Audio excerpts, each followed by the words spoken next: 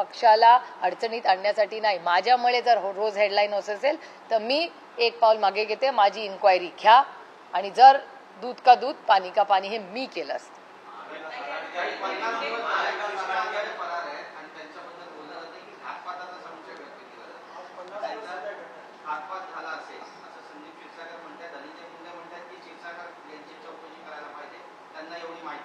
हो जरूर करावी, आम्हाला काय अडचण नाही. आम्ही तर कुठल्याही इन्क्वायरीला तयार आहोत. फकीर आहे हम लोग, आम्हाला काय प्रॉब्लेम नाही आणि आम्ही चुकीचं काम करत नाही. रामकृष्ण हरी.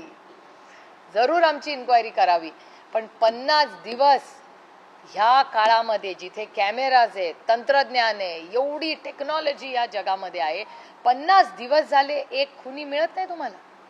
आहे कुठे तो? मग फरार असेल तर कुठे झाला? काय AI मध्ये गेला? काय चेष्टा करून राहिली देशमुख कुटुंबाची आणि या राज्याची? 50 दिवस झाले एक फरार माणूस या सरकारला मिळत नाही.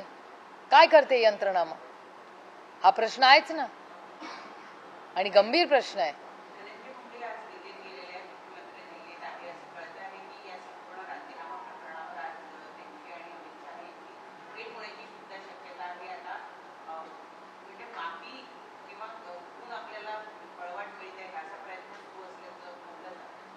मला याची काय माहिती नाही आणि इट्स नॉट माय बिझनेस इधर. माझा लिमिटेड पॉइंट आहे की 50 दिवसापूर्वी या राज्यातल्या एका मुलाची हत्या झाली. त्याचं कुटुंब आणि संपूर्ण महाराष्ट्र त्या कुटुंबासाठी आणि परभणीच्या घटनेसाठी न्याय मागतोय. या सरकारने नैतिकता ठेवून या दोन्ही कुटुंबाला आणि महाराष्ट्राला न्याय द्यावा, एवढीच आमची मागणी आहे. बाकी आमची काहीही मागणी या सरकारकडून नाही, फक्त न्याय मिळावा.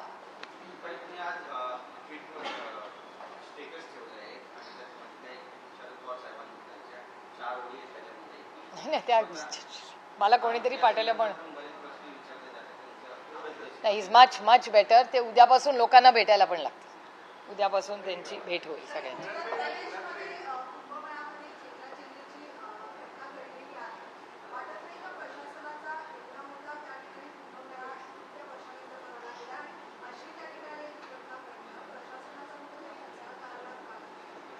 मला सांगता येणार नाही, कारण का माझा या विषयाचा अभ्यास लिमिटेड आहे. तुमच्याचकडून जे TV वरनं कळतं एवढ्यावरनंच. पण एक गोष्ट बघितली मी, निरंजन देवीजींचं स्टेटमेंट पाहिलं. निरंजन देवी ह्या माझ्यावर अनेक वर्ष खासदार होत्या, मंत्री होत्या.